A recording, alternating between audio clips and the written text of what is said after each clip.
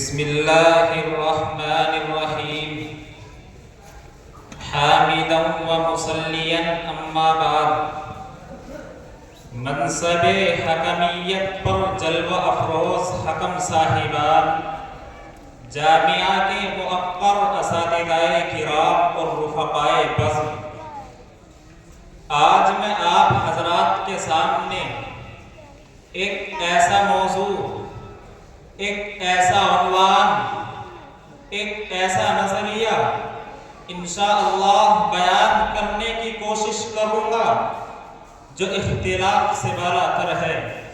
میرے دوستو، دنیا کے ہر خطے، دنیا کے ہر فلسفے، دنیا کے ہر نظریے پر اختلاف موجود ہے، مگر دنیا کے کسی خطے، کسی فلسفے اور کسی نظریے پر اس بات کو کوئی اختلاف نہیں۔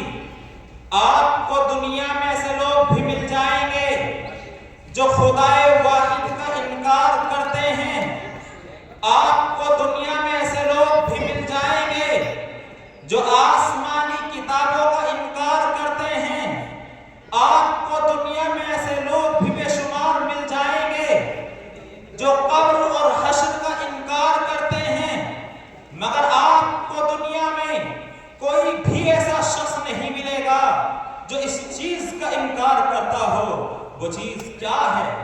وہ ہے موت۔ دنیا میں آپ کو کوئی بھی ایسا شخص نہیں ملے گا جو موت کا انکار کرتا ہو، اس لیے کہ موت ایک اٹل حقیقت ہے، موت ایک بدیہی حقیقت ہے، موت ایک نہ بدلنے والا فیصلہ ہے جس کا مشاہدہ ہر انسان اپنی دونوں آنکھوں سے اپنے گاؤں، اپنے محلوں اور گلی کوچوں میں کرتے رہتا ہے۔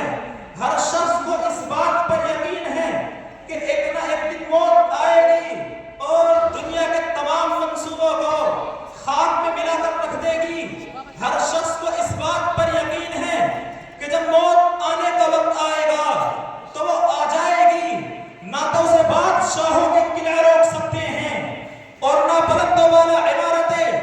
ہر شخص کو اس بات پر یقین ہے کہ موت نہ تو فرعون جیسے متکبر کو چھوڑتی ہے، نہ موسیٰ جیسے کلیم اللہ کو چھوڑتی ہے۔ ہر شخص کو اس بات پر یقین ہے کہ موت سے نہ تو ابو بکر و عمر محفوظ رہ سکے اور نہ کائنات کے سردار جناب محمد رسول اللہ صلی اللہ علیہ وسلم محفوظ رہ سکے۔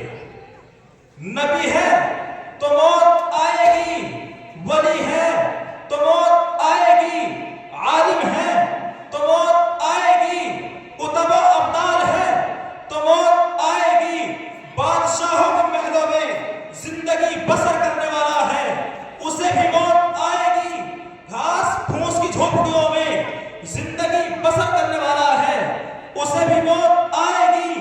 ہر شخص کو موت آئے گی۔ دنیا کا کوئی بھی شخص اور دنیا کا کوئی بھی جاندار موت سے بچنے والا نہیں ہے۔ وہ انسان جس کو اپنے مال و دولت پر بڑا غرور تھا، وہ انسان جس کو اپنی فیکٹریوں پر بڑا غرور تھا، وہ انسان جس کو اپنی قابلیت اور صلاحیت پر بڑا ناز تھا، وہ انسان جس کو اپنے حسن و جمال پر بڑا غرور تھا، آج بوسیدہ گلی سڑی ہڈیوں کے ڈھانچے کی صورت میں پڑا ہوگا۔ وہ انسان جس کی زبان ٹر ٹر بولتی تھی، رب کعبہ کی قسم آج جواب دینے کے قابل نہ ہوگی۔ وہ انسان جو ہر چیز میں اپنا حق جتلاتا تھا، جو میری کہتا نہیں دکھتا تھا، جس کا خیال یہ تھا کہ اس کی حکومت، اس کی سلطنت لافانی ہے، قیامت کے دن اس پر ہیت داری ہوگی اور اعلان کے جواب میں کچھ نہ کہہ سکے گا۔ فضائے عالم میں یہ اعلان بار بار گونجے گا اور زمین پر خدا بن کر بیٹھنے والوں اور غریبوں، بیواؤں اور مسکینوں کا مال ناجائز طریقے سے ہڑپ کرنے والوں اور خدا کی زمین، خدا کے بندوں پر تنگ کرنے والوں، آج بولتے کیوں نہیں؟ جواب کیوں نہیں دیتے؟ خاموش کیوں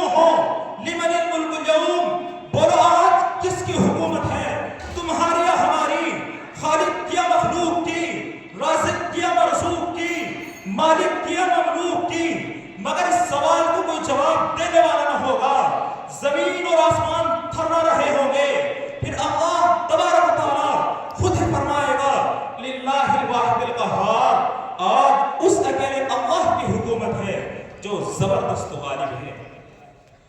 لیکن میرے دوستو، آج ہم دنیا کی رنگینیوں میں پڑھ کر موت کو بھول گئے، لیکن یاد رکھو ہم تو موت کو بھول گئے لیکن موت ہم کو نہیں بھولی۔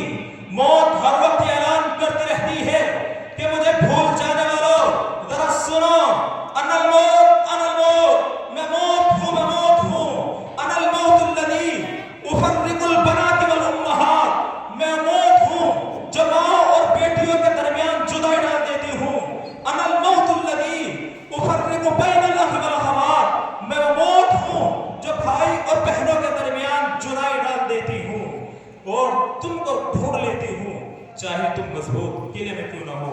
اس لیے میرے دوستو، موت سے پہلے موت کی تیاری کر لو۔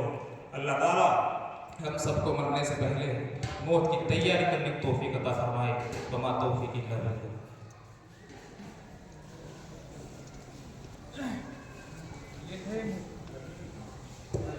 یہ تھے مصاحب نمبر 5 محمد احسان بھنگاڑا۔ ان کے بعد تشریف لا رہے ہیں مصاحب نمبر 8 محمد ہاشم مندواڑا، اور ان کے بعد تیار رہے محمد عالم جولا۔